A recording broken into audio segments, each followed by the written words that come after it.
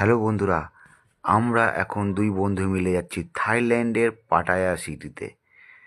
তো প্রথমে আমরা এখন বেরিয়ে পড়েছি কলকাতা এয়ারপোর্টের উদ্দেশ্যে।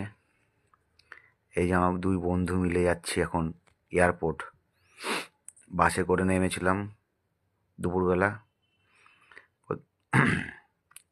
এবার প্লেনে উঠে গিয়ে সেই মজা, আর উপর থেকে যে দৃশ্য।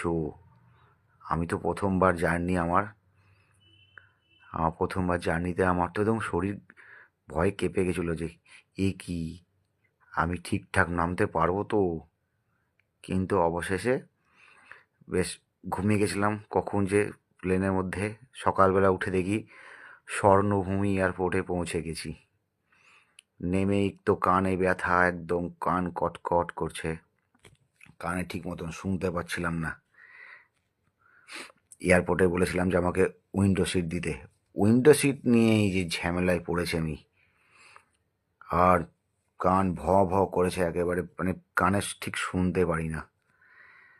তো পৌঁছে গেছি এয়ারপোর্টে, দেখতেই পাচ্ছ। এখান থেকে আমরা গাড়ি ধরে যাব হচ্ছে পাটায়া সিটিতে, ব্যাংককের রাস্তা।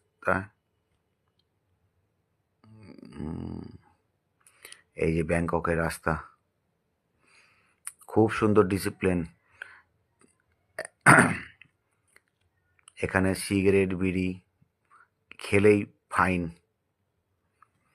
এই যে আমরা বাসে করে চলছি, সিগারেট বিড়ি খাওয়া যাবে না।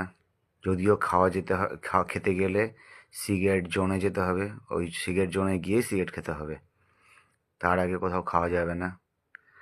আর এখানকার ট্রাফিক নেই বললেই চলে। এই যে আমাদের হোটেল, আর আমার 14 তলায় আছি আমি। 14 তলা থেকে হোটেলের 14 তলা থেকে ভিউটা হেভি। সামনেই সমুদ্র, একদম চারিদিকে সমুদ্র, মাঝখানে পাটায়া সিটি। তো এই যে পাটায়া সিটি, সুন্দর একদম 14 তলা উপর থেকে একদম সেই সুন্দর লাগছে দেখতে। আর ওই দূরে হচ্ছে সমুদ্র,